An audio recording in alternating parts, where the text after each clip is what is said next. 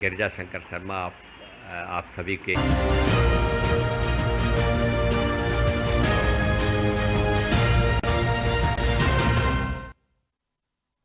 नमस्कार, मैं हूं क्रांति प्रिया। आप देख रहे हैं खबर भारत की खास प्रस्तुति। आपने वो तो सुना ही होगा कि सादा जीवन उच्च विचार और जीवन का बस यही आधार। आप हमेशा ये सुनते चले आ रहे होंगे, लेकिन आखिर इस लाइन के मायने क्या है? इस लाइन का प्रयोग जीवन को आगे बढ़ाने और अच्छी सोच, ऊंची सोच रखने के महत्व पर जोर देने के लिए किया जाता है। स्वस्थ कल के लिए आज का सुरक्षित खाना बेहद जरूरी है। शायद इसीलिए हर साल 7 जून को विश्व भर में खाद्य सुरक्षा दिवस यानी वर्ल्ड फूड सेफ्टी डे मनाया जाता है, जिसे मनाने की केवल और केवल एक ही वजह है कि लोगों को खाद्य सुरक्षा के प्रति जागरूक किया जाए, जो खराब खाने का सेवन करने की वजह से गंभीर रोगों से ग्रस्त हो जाते हैं। खराब और दूषित खाने के कारण हर साल हजारों लोग बीमार पड़ जाते हैं। इतना ही नहीं, कई लोग तो गंभीर बीमारियों से ग्रसित तक हो जाते हैं। ऐसे में खाद्य सुरक्षा दिवस के माध्यम से ये सुनिश्चित किया जाता है कि हर व्यक्ति को सही मात्रा में सुरक्षित और पौष्टिक आहार मिल सके। विश्व खाद्य सुरक्षा दिवस, जिसे संयुक्त राष्ट्र महासभा ने 20 दिसंबर 2018 को सुरक्षित खाने के फायदों को सेलिब्रेट करने के लिए किया गया था। संयुक्त राष्ट्र महासभा के द्वारा खाद्य और कृषि संगठन के सहयोग से इस दिन को मनाने की घोषणा की गई थी।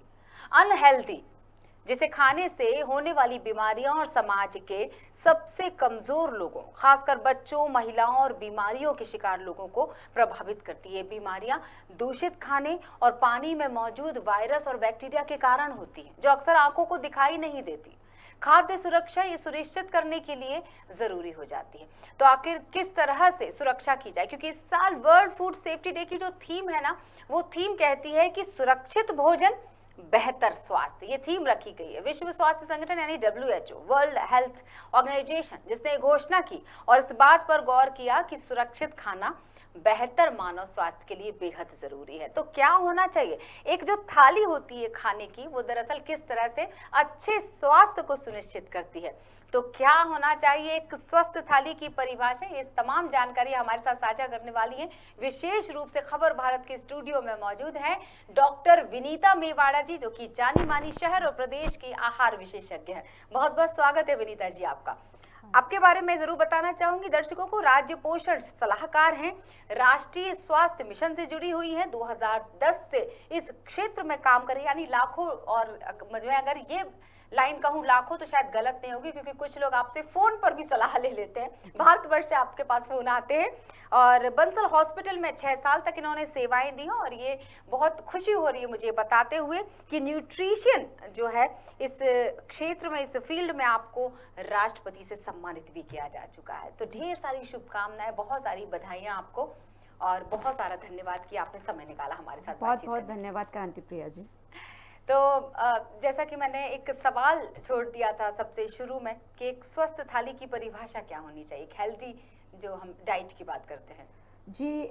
आज के समय में जो जैसा दौर चल रहा है, जहाँ पर हम जो हमारा कल्चर है, जो हमारी डेली रूटीन की जो यदि हम बात करते हैं, और डेली रूटीन में ही हम जंक फूड को शामिल करने लगे हैं, तो ऐसी कंडीशन में हमें जानना होगा कि हमारे लिए स्वस्थ भोजन क्या है और स्वस्थ भोजन के मायने क्या हैं।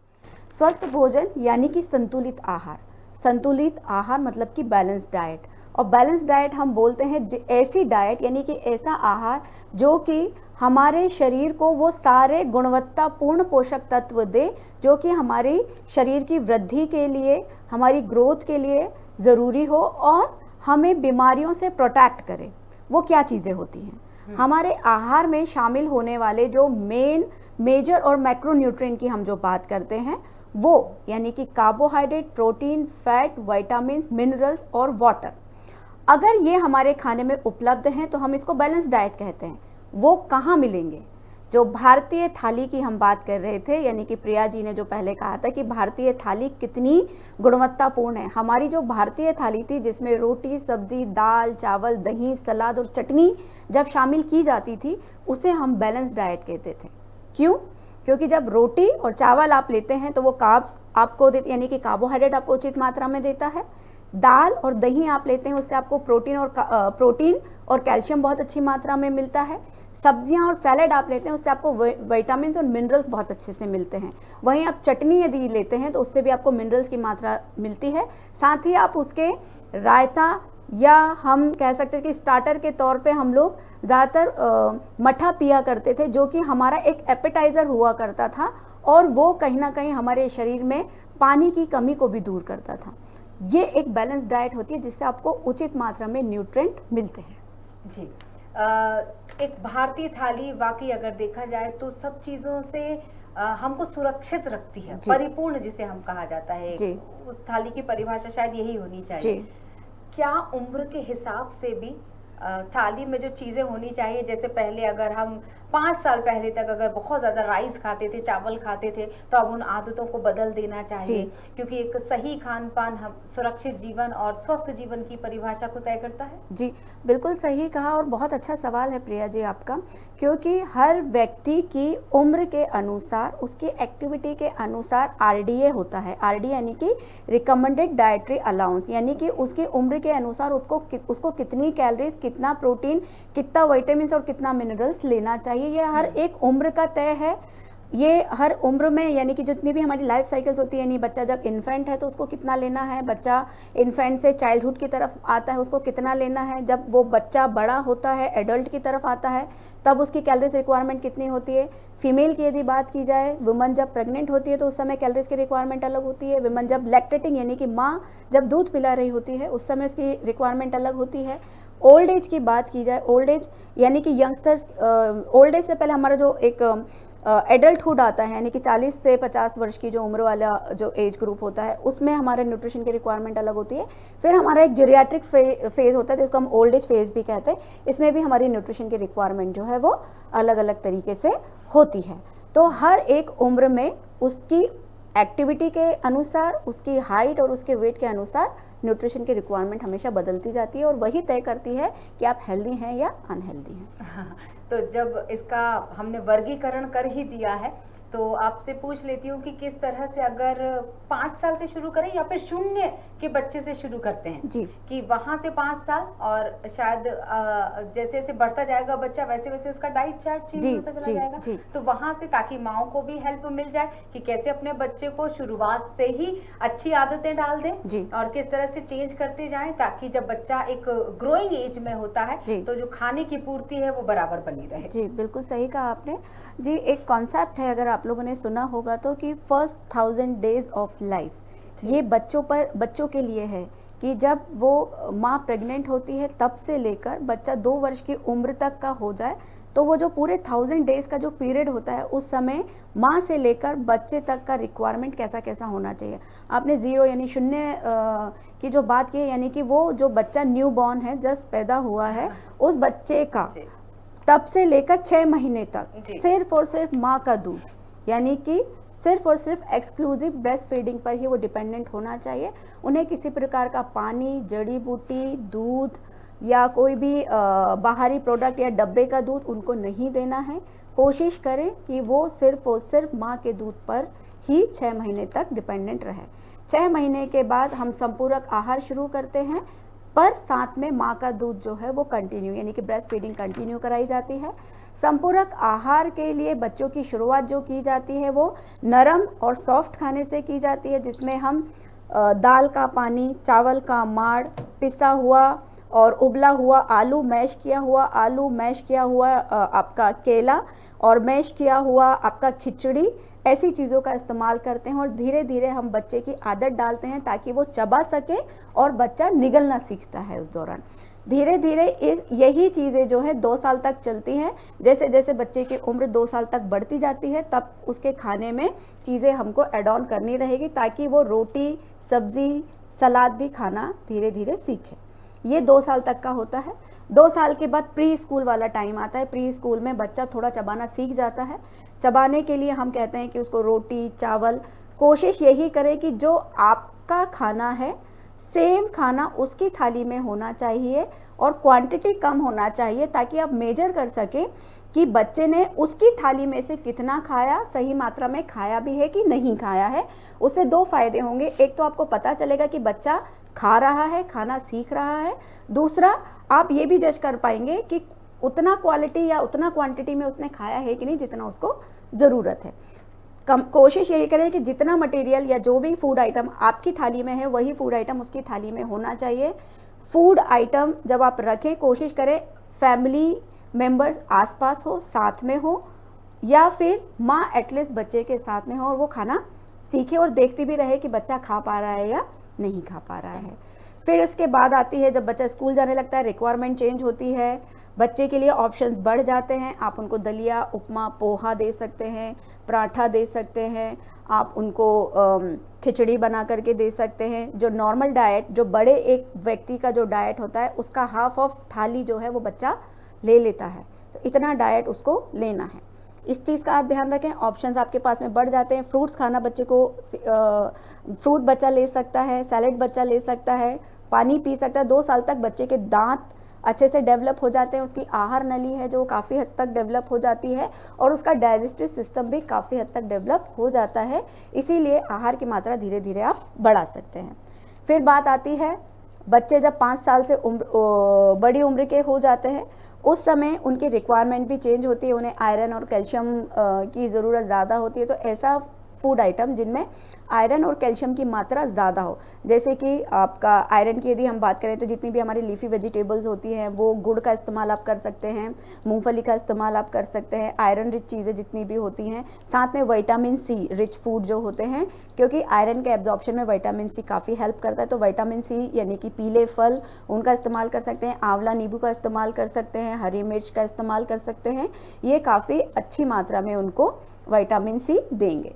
कैल्शियम के लिए आप दूध और दूध से बने हुए पदार्थ का बच्चे के डाइट में इस्तेमाल कर सकते हैं। इवन बड़े भी इस चीज़ों को यूज़ कर सकते हैं, यानी कि दूध ज़रूरी नहीं है बच्चा दूध नहीं पी रहा है तो आप फोर्स दूध के लिए ही करें। दूध के ऑप्शन जैसे कि दही होता है, मट्ठा होता है, पनीर होता है, इनका इस्तेमाल कर सकते हैं। श्रीखंड का आप इस्तेमाल कर सकते हैं। और अगर दूध ऐसे नहीं ले रहा है तो आप जो रोटी बना रहे हैं यानी जो आटा आप मार रहे हैं उसमें भी आप दूध का इस्तेमाल कर सकते हैं, ताकि दूध से मिलने वाले जो प्रोटीन और जितने भी न्यूट्रिएंट कंटेंट होते हैं वो उसके खाने में जा सके। इसके अलावा प्रोटीन के लिए आप दाल और दाल से बनी हुई चीज़ों का इस्तेमाल कर सकते हैं। दाल, जितनी भी प्रकार की दालें होती हैं, आपकी मूंग की दाल, तुअर की दाल, चना की दाल, इनका इस्तेमाल कर सकते हैं। इसके अलावा जितने भी आपकी फलियां होती हैं जैसे कि लोबिया होता है, चना होता है, राजमा होता है, इनका इस्तेमाल आप कर सकते हैं। सत्तू जो कि दालों का मिश्रण होता है, उसको सेक करके बनाया जाता है, एक बहुत अच्छा सोर्स होता है प्रोटीन का, उसको आप बच्चे के खाने में इस्तेमाल कर सकते हैं। इवन जो बड़े होते जा रहे हैं डे बाय डे, उनके लिए भी आप इस्तेमाल कर सकते हैं। एक सवाल मेरा आ रहा है, अभी आपने सत्तू की बात की, गर्मी का समय चल रहा है और गर्मी में लंबे समय से, खासतौर से अगर ग्रामीण क्षेत्र की हम बात करें तो सत्तू बहुत फेमस है। पता नहीं शहरी क्षेत्रों में अब वो आदतें अपनाते हैं या नहीं, लेकिन शहरी क्षेत्र, ग्रामीण क्षेत्र में तो आज भी सत्तू जाना जाता है जी। तो जो हेल्थ कॉन्शियस लोग हैं जो थोड़ा सा डाइट को मेंटेन करते हैं, तो सत्तू में क्या शहद मिलाकर या शक्कर का कोई सब्स्टिट्यूट ऐसा हो जो वो खा सकें उसके साथ? देखिए, मतलब घोलने के लिए या मीठा करने के लिए क्या विकल्प हो सकता है? बिल्कुल, जैसे जो सत्तू का टेंडेंसी है कि सत्तू हम मीठा करके ही खाते हैं, हाँ, तो ऐसा नहीं है, आप उसको नमकीन बनाकर भी खा सकते हैं। आप शक्कर की जगह पर नमक का इस्तेमाल भी कर सकते हैं, वैसा भी आप ले सकते हैं। जिन लोगों को मीठा खाने की ही आदत है तो वो ये कर सकते हैं कि जब आपने सत्तू घोला है तो उसमें कुछ मात्रा में फलों का इस्तेमाल कर लीजिए। इस मौसम में आपके जो आपके रसीले फल जो आते हैं वो बहुत अच्छे से आप उनको यूज़ भी कर सकते हैं और मैश भी कर सकते हैं। जैसे कि अभी तरबूज और खरबूज आते हैं जो कि अच्छे मीठे होते हैं, उनका आप इस्तेमाल कर सकते हैं। पपीते का इस्तेमाल कर सकते हैं, या फिर जो ड्राई फ्रूट होते हैं जैसे कि आपका किशमिश होता है, अंजीर होता है, उनका इस्तेमाल भी करेंगे जिससे कि थोड़ा बहुत मीठा टेस्ट आपको सत्तू के साथ में आता रहे। और इसके अलावा आपने जैसे शहद की बात की है तो शहद का इस्तेमाल भी किया जा सकता है। यहाँ तक कि अगर मैं आपको एक बात बताऊँ इंटरेस्टिंग, मैंने देखा है कि कुछ लोग गुड़ का पानी मिलाकर भी खा लेते हैं उसे। वो एक अच्छा कॉम्बिनेशन है अगर सत्तू के साथ में गुड़ का पानी मिलाया जाए तो, क्योंकि सत्तू जो है एक प्रोटीन का अच्छा सोर्स होता है और गुड़ जो है वो आयरन का अच्छा सोर्स है। यदि गुड़ लोहे की कढ़ाई में बनाया गया है तो आयरन का अच्छा सोर्स होता है, तो उसका पानी मिला करके यदि आप ले रहे हैं तो भी आप ले सकते हैं। पर ध्यान रखें, जो लोग डायबिटिक हैं और जो अपना वज़न कम करना चाहते हैं या ओबीज हैं वो थोड़ा इन चीज़ों से बचे, क्योंकि जो डायबिटिक हैं वो अगर मीठा लेंगे तो उनके शुगर बढ़ने के चांसेस होते हैं, और जो वज़न कम करना चाहते हैं उनके शरीर में भी डायरेक्ट शुगर जाता है जो उनके लिए नुकसानदायक हो सकता है, तो वो ये सब चीज़ें करने से बचें। बिल्कुल। तो जिस तरह से अभी हम उम्र वर्ग जो अगर बोले कि आयु वर्ग के हिसाब से एक्चुअली डाइट चार्ट आप बताती चली जा रही थी कि क्या चीज़ें ज़रूरी हो जाती हैं। अब पढ़ाई करने वाले बच्चे, जी, एक तो वो उन बच्चों का डाइट चार्ट में विशेष रूप से पूछना चाहूंगी क्योंकि अभी कॉम्पिटिटिव एग्जाम की तैयारी कर रहे हैं बहुत सारे बच्चे, तो एनर्जी बरकरार रहे और स्वस्थ खाना तो वैसे ही इसका मकसद ही इसी उद्देश्य से आज हम चर्चा भी कर रहे हैं कि स्वस्थ खान पान कितना जरूरी होता है एक स्वस्थ लाइफस्टाइल के लिए, एक अच्छे जीवन के लिए। एक वो बच्चे जो अभी एग्जाम की तैयारी कर रहे हैं कॉम्पिटिटिव एग्जाम की, और दूसरा अगर वो बच्चे जो स्कूल जाने लगेंगे, स्कूल गोइंग की अगर मैं बच्चों की बात करूं, टिफिन में रोज क्या रखा जाए, ये माँ की सबसे बड़ी टेंशन होती है। तो एक हेल्दी फूड जो उनको वैरायटी भी दे टिफिन में, क्या होना चाहिए? देखिए, ये दो आपस में अपने आप में ही दो बड़े बड़े सवाल हैं, तो जिनको मैं कोशिश करूंगी कि अपने कम शब्दों में जवाब दे पाऊँ। सबसे पहला सवाल आता है ऐसे बच्चे जो कि कॉम्पिटिटिव एग्ज़ाम की तैयारी कर रहे हैं, और उससे पहले सवाल आता है हेल्दी फूड की, कि कौन सी चीज़ें हैं जो हमारे लिए हेल्दी होती है, क्योंकि आज विश्व खाद्य सुरक्षा दिवस है और हम हेल्दी फूड की यदि बात कर रहे हैं तो क्या ऐसी चीज़ें हैं, क्या ऐसी बातें हैं जिनको आपको ध्यान रखना चाहिए। सबसे पहले फूड हेल्दी रखने के लिए जो हमें सिखाई जाती है वो होती है हैंड हाइजीन। तो खाने को जो लोग हैंडल कर रहे हैं, यानी कि जो खाने को बना रहे हैं या घर में स्टोर करके रख रहे हैं, सबसे पहले वो अपने हाथों की सेफ्टी का ध्यान रखें। हाथों को धोने के जो चरण हैं वो हमने कोविड के दौरान काफ़ी अच्छे से सीखे हैं कि हाथों को हमें 20 सेकंड तक काफ़ी अच्छे से धोना है।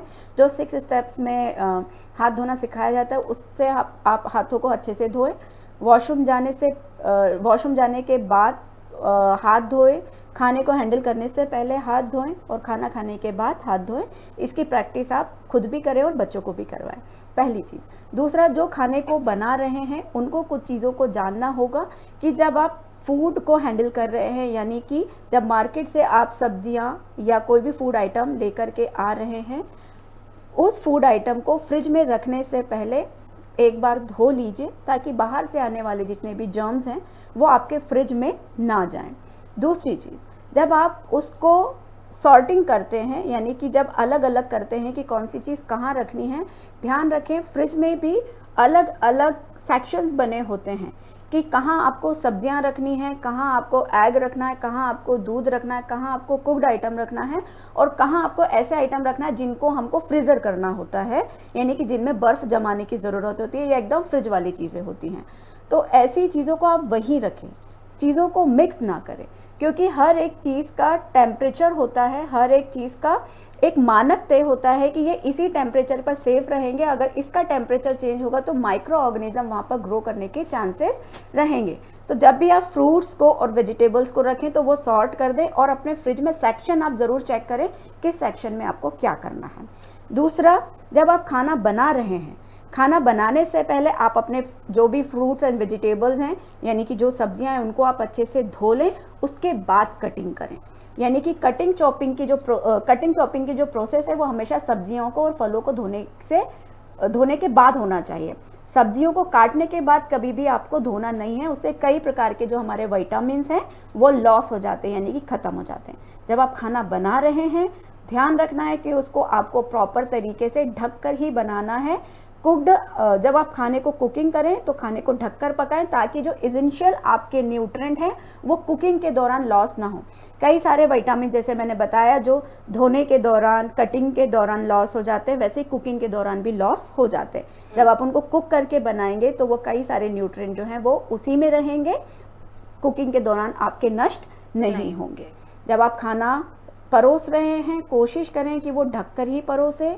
बहुत लंबे समय का रखा हुआ खाना फ्रिज में ना रखें। जब आप खाने को, यानी कि सुबह का खाना यदि शाम को इस्तेमाल कर रहे हैं, उसको भी कोशिश करें उसको प्रॉपर तरीके से गर्म करें, गर्म करने के बाद ही इस्तेमाल करें। पर बहुत समय का लंबा रखा हुआ खाना दो इस्तेमाल सवाल ना करें। मेरे दिमाग में हैं जो जी। इस वक्त मुझे पूछना है। आपकी इस बिल्कुल। पूरी बातचीत में दो सवाल उठ रहे हैं। एक, जो आपने कहा कि खाना मतलब फ्रिज से निकालने वाली जो आपने बात की, जी। बहुत सारे लोगों की आदत होती है कि खाना खराब ना हो जाए तो वो जी। फ्रिज में तो रख देते जी। हैं, लेकिन जब बहुत तेज भूख लगती है ना तो फ्रिज में से तुरंत निकाला उस खाने को, जी। हल्का फुल्का गर्म किया और तुरंत खाने जी। के लिए बैठ जी। गए। तो इसका मतलब उसका जो टेम्परेचर है वो नॉर्मल टेम्परेचर हो ही नहीं पाया जी। और उसके पहले उसको खा लिया गया। जी। ये एक मुझे लगता है कि गलत आदत है। जी। शायद वो आप उसको बताइएगा, जी। आप अपनी सील साइन कीजिएगा कि आदत सही है कि जी। नहीं। और दूसरा, जितना मेरी जानकारी कहती है कि पालक के पोषक तत्व खत्म हो जाते हैं अगर उसे ढककर पकाया जाए। यानी कुछ सब्जियां ऐसी हैं जिन्हें बिना ढके ही पकाना होता है ताकि उनके पोषक तत्व बरकरार रहें। नहीं, ऐसा नहीं है, तो ये भ्रांति है। ये भ्रांति है। जी। पालक के पोषक तत्व जब आप उसको बिना ढके पकाएंगे तो ज़्यादा नष्ट होंगे। एक्चुअली उसको खुले में पकाने का रीज़न ये होता है कि पालक का एक अपना टेस्ट होता है, जब जैसे क्योंकि वो आयरन रिच होता है और उसका जो टेस्ट भी है वो आयरन यानी कि मेटेलिक टेस्ट देता है। तो कुछ लोग उसको जो बिना ढके हुए इसलिए पकाते हैं ताकि जो उसका मेटेलिक टेस्ट है वो चला जाए। उसका अगर आप उसको ढककर नहीं पकाएंगे तो न्यूट्रिएंट आपके डिस्ट्रॉय होंगे, इसलिए आपको फूड को हमेशा ढककर ही पकाना है। इस चीज़ का ध्यान रखें। कुछ फूड जिसकी आप बात कर रहे थे वो एक चावल है, जो कि चावल हम लोग प्रेशर कुकर करते हैं और पहले के ज़माने में जो चावल बनाया जाता था वो उबाल करके बनाया जाता था जिससे उसका माड़ निकल जाए, तो वो एक चीज़ बोली जाती थी। पर उसको खुला हुआ नहीं बनाते थे, उसको भी ढकते थे। ढकने के बाद जो ऊपर की तरफ एक आपने देखा हुआ फेस जैसा एक लेयर बन जाती है, उसको रिमूव कर दिया जाता है और उसके बाद उस चावल का इस्तेमाल किया जाता है, जिससे जो एक्स्ट्रा माड़ है, जो एक्स्ट्रा स्टार्च है, हाँ। वो चावल में से निकल जाता है। ये एक अलग मेथड है। दूसरा, आपने एक और फ्रिज में से तुरंत खाना फ्रिज निकाल में के से जो खाना। तुरंत निकाला था, उसके लिए मैं आपको बता दूं, जो फूड पॉइजनिंग के केसेस जो बढ़ते हैं, हाँ। उसके लिए फ्रिज बहुत हद तक रिस्पॉन्सिबल है। हम कई लंबे समय तक फूड को फ्रिज में रखते हैं और जब हमें उसे खाना होता है हमने तुरंत उसको फ्रिज से निकाला और उसको नियत टेम्परेचर, जो स्टैंडर्ड टेम्परेचर है, उस तक हमने गर्म नहीं किया और गर्म नहीं किया और हमने उसको वैसे ही खा लिया, वो आपको फूड पॉइजनिंग कर देगा, क्योंकि उसमें माइक्रो ऑर्गेनिज्म अगर बाई चांस ग्रो किए हैं वो आपको नुकसान कर देंगे। फूड पॉइजनिंग का बहुत बड़ा रीज़न है स्टोर्ड फूड सही टेम्परेचर पर गर्म ना किया हो और उसको खा लिया गया हो। बिल्कुल ठीक है। तो कई जो आपने देखा होगा WHO की रिपोर्ट भी आपने देखी होगी, 10 में से एक व्यक्ति जो है उसकी डेथ जो है वो अनहेल्दी प्रैक्टिस के कारण ही होती है। इस चीज़ का आप हमेशा ध्यान रखें कि फ्रिज से निकाला गया यानी फ्रूट्स और वेजिटेबल्स भी यदि आप निकाल रहे हैं, सैलेड के लिए भी आप चीज़ें निकाल रहे हैं, तो अगर आपको जैसे 9 बजे खाना है तो 8:30 बजे आप फ्रिज से उसको निकाल दीजिए, धो लीजिए, उसका टेम्परेचर नॉर्मल होने दीजिए और उसके बाद आप उसको इस्तेमाल कीजिए, जिससे उसका टेम्परेचर भी नॉर्मल हो जाएगा। फ्रूट्स एंड वेजिटेबल्स को खाने का एक स्टैंडर्ड टेम्परेचर, आप बहुत ज़्यादा ठंडा भी उसको नहीं खा सकते हैं। इस चीज़ का आप हमेशा ध्यान रखें और जो कुक्ड आइटम है उनको कुक्ड ही खाएं और जो अनकुक्ड यानी कि सैलड यदि हम खाते हैं तो उनको वैसा ही खाया जाए, ताकि जो सही मात्रा में न्यूट्रिएंट्स हैं वो आपको मिल सके। एक आदत और गड़बड़ है लोगों की। जी।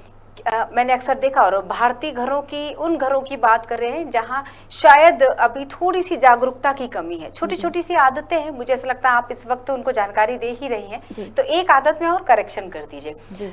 फलों को काट के रख दिया, जितना खाया उठाकर फ्रिज में रख दिया। उन्हें ऐसा लगता है कि फ्रिज में रख दिया तो खाना, जो फल हैं जो काट कर दिए थे, चाहे मैं एप्पल मतलब सेब के काटने की बात करूं, बनाना की चॉपिंग की बात करूं, जिसे हम फ्रूट सैलेड बोलते हैं, एक नया टर्म आ गया है, चाहे हम उसकी बात करें, तो जितना खाया बच्चे ने, बाकी उठाकर फ्रिज में रख दिया गया और जब जरूरत होगी तो आधे 1 घंटे बाद फिर निकाला, फिर उसको ऑफर कर दिया।